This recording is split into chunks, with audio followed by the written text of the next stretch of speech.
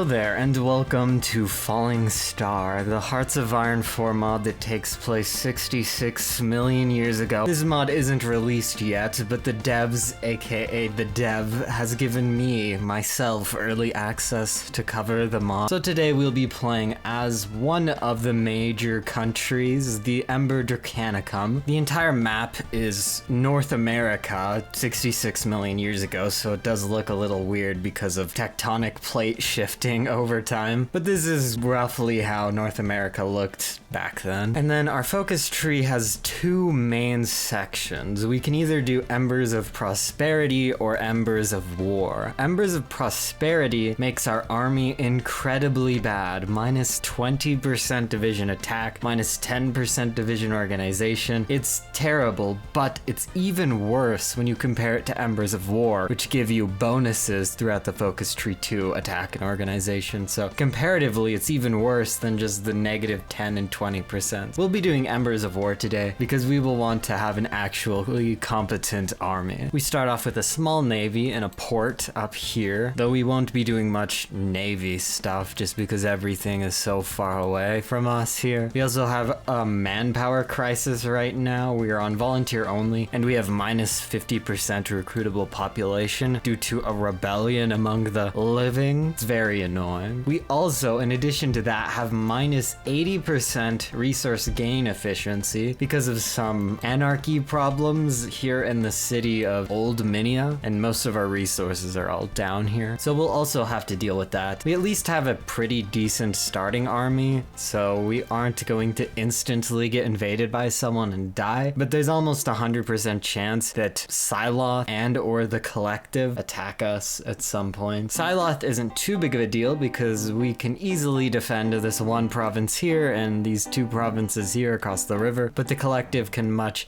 more easily attack us from the Trident. Arium might also join in on the attack too, which makes it even more complicated, but we should be ready for anything so long as we do Embers of War. We also are the country that starts off with the most research slots, as we're very technology focused, and we will go into production and tanks. We start off with good light tanks, but I will go for some medium tanks. And with that, we should be good for starting off. We also, as part of the generic mechanics that every country have access to, we get to choose a major arc, which is kind of a mini focus tree that isn't a focus tree because it's decisions that we decide to do. Draconic Grace is like focusing on our army. Resource development is focusing on resources. Precision factories is civilian factories. Military investments are military factories and dockyards. Army reorganization gives us some unique, powerful general traits, and political reorganization is just if we want to change ideology. But if we change ideology, we will get locked out of some parts of our focus tree, so not a good idea for today. We will just go with civilian factories. And then how this functions is we first have to spend political power and consumer goods and stuff to get research progress, and then once we get to 100% research progress, we unlock the actual good decisions that we want to do. Also, early on, we have two important events. Tavos X flees north. That's not actually important, but actually important event is Elendar's fall. Our resident Spain in this mod is Elendar. They have a civil war early on. Doing Embers of War, it doesn't really matter too much, but we would still prefer the regular Elendar, the technocracy, to win. It's much more likely that the Kingdom of Elendar will join forces with countries we don't like. Yeah, here we go, dealing with Old Minia. Also, our leader, it's kind of hard to say, automated logistics intelligence, so they just kind of go by Ollie. It makes things easier. And then to completely remove the national spirit, we have to have more than 15% war support, which we do automatically have by doing Embers of War. We also need 40 factories and 40% stability. Stability is still quite a ways off, but 40 factories won't be too difficult to come by doing our generic economic tree. And to, like our token Spain civil war thing here, we have our token Italy Ethiopia over here with Psyloth and Apocalyptia. Psyloth starts in an offensive war against Apocalyptia, but by the time the game starts, Apocalyptia has turned the tables and invaded the Order of Psyloth's mainland. It's difficult for Apocalyptia to win, but the AI can do it occasionally. Apocalyptia gets certain special decisions when they take these major cities in Siloth where they can recruit prisoners and do other things, so if they're able to take Camber and or Hedromantica early, they can become very powerful. And Siloth's major victory points are all in the north, so it's pretty easy to capitulate them, but usually what the AI does is it will offer peace. Apocalyptia will take the continent, Siloth will keep control of some of the islands. Also, this doesn't always happen, but it's a pretty common event that there's a coup in the Pearl Islands, here in their capital of Vaipola. They've switched to the ideology of two societies, which isn't exactly communism, but it's the equivalent of communism in the world 66 million years ago, of course, historically. Them switching to two societies does a few interesting things. It makes it more likely for Bastia and Asenion to do aggressive things in the islands, though depending on what path Asenion does, they might not really care about the islands. They have many different paths, and they really only attack the islands, I think, in their democratic modernist path. Most of the other paths, they'd go do things in the continent, and then if they go to societies themselves, they probably aren't going to attack the two societies' Pearl Islands. But also too, back to our token Spain, to spice things up, Imperial Vespire can join the Civil War and try to take over this region for itself. The lore behind it is that centuries ago, there used to be this big empire called the Empire of the Vespire, and Imperial Vespire is just a puppet state of the Godless Empire, but Direv's the general commanding Castle Vespire kind of has ambitions to restore that empire, so they want to reconquer some of this territory. Imperial Vespire also, too, does not own the city of Vespire that it's named after, so they kind of want to take that back. And despite being small, they are one of the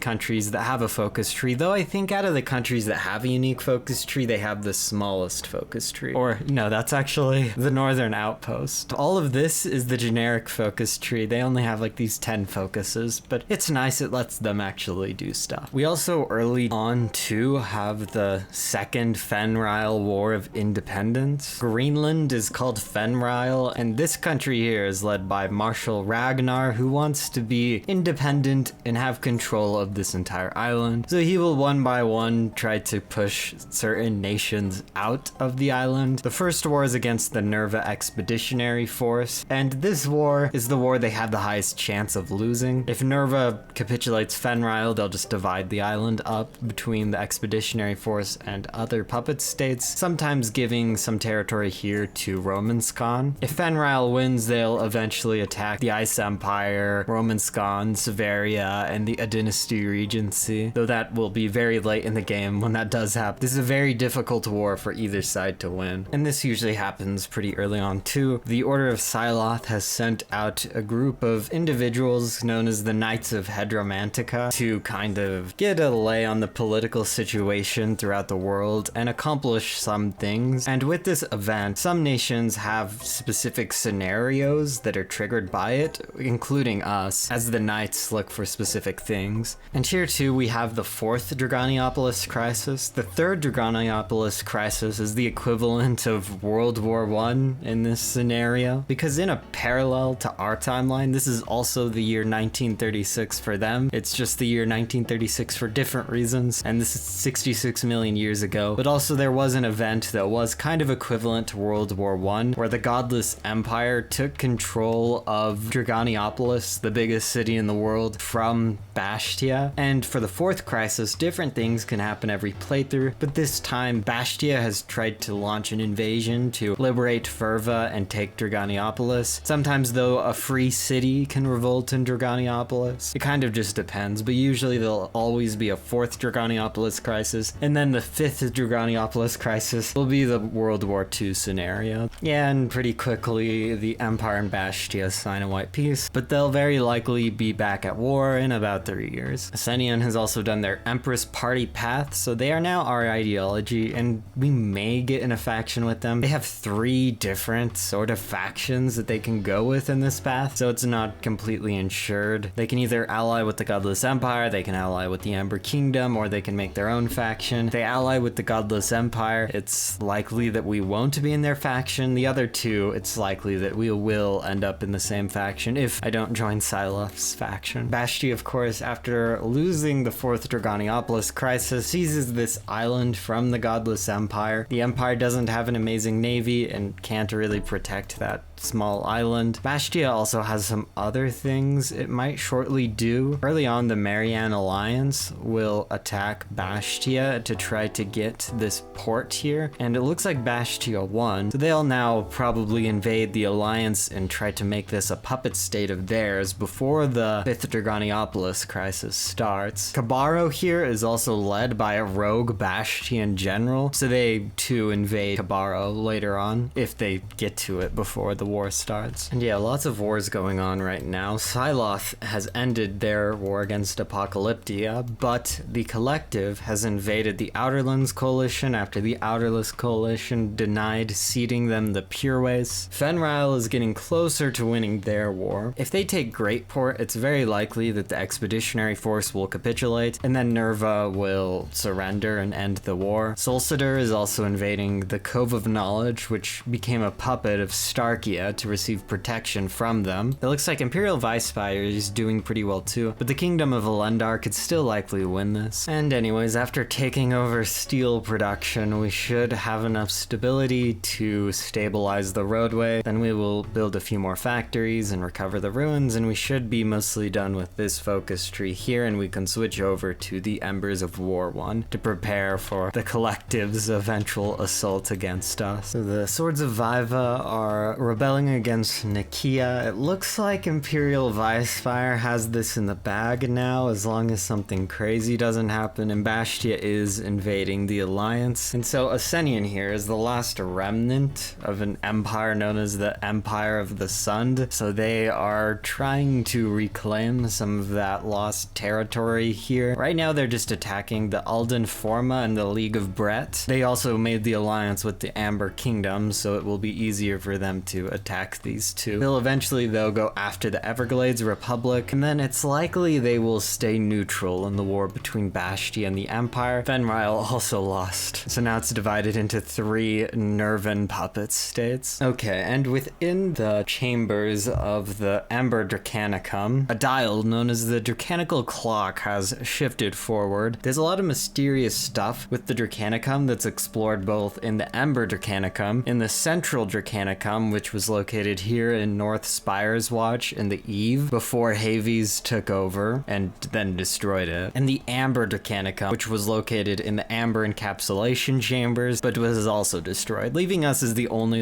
political Dracanicum. But the locations all still exist, and weird things are being discovered in all of them. So yeah, and we now have this, which we will just hide because we don't care. And the Collective is now finally justifying war against us. I will put some divisions on the border with Arium, just in case they make a deal with Arium, but it's not a guaranteed thing that always happens. Okay, and the Collective has declared war on us, and they're attacking into us, which is a bad sign because it means their army is strong enough that the AI thinks this is a good idea, but it doesn't look like they're breaking in. Also, unfortunately, the Night Dome does start to move troops into Minia, meaning they did make a deal with the Collective, though we can cede nothing, and then there's a chance Arium betrays the Collective, which they haven't declared on us yet, so it looks like that might be a possibility. And they're now force attacking into us. Yeah, we don't really have enough supply to do this. We're going to have to be more strategic and move along this railway here to take the supply hubs, which is unfortunate because it requires us to break across a river. And we encircled a few divisions. We're making good progress. We should be able to move into the supply hub now. I'll just pin those divisions. I assume we'll be able to win this war around the beginning of 1940. Our main goal is to just win it before they make some sort of faction with somebody. And we're kind of being held back here, but if you look at casualties, we're definitely winning right now. Don't think this is gonna go well for them. Eventually, we're going to be able to get this encirclement. And here it is to the 5th Dragoniopolis crisis. Here's how the world map looks prior to it beginning. And here's the faction map mode, though this will start changing a lot as the crisis develops. So yeah, interesting war, and we probably won't get involved in it unless the collective randomly joins the Godless Empire. But with world tension not at 100%, it's not likely that happens. Okay, and unfortunately the collective did join a faction, but they joined a faction with Apocalyptia. That's not really that much of a concern besides the few divisions they'll send over. And it looks like Apocalyptia did capitulate, so we will puppet them. We have the collective and Apocalyptia puppets with resource rights, and we will now attack the Knightdom. Can join a faction too now. I think I will join Asenian's faction, though I could also join Siloth and the Ice Empire's faction, which would let me avoid a war with Siloth and the Ice Empire. But where's the fun in trying to avoid that? I need to ally countries that are far away and conquer countries that are close. So I will join the Two Queens Alliance. I am not a queen, so I don't know how welcome I am, but they did let me in. Okay, the World's Alliance just got a ton of new friends,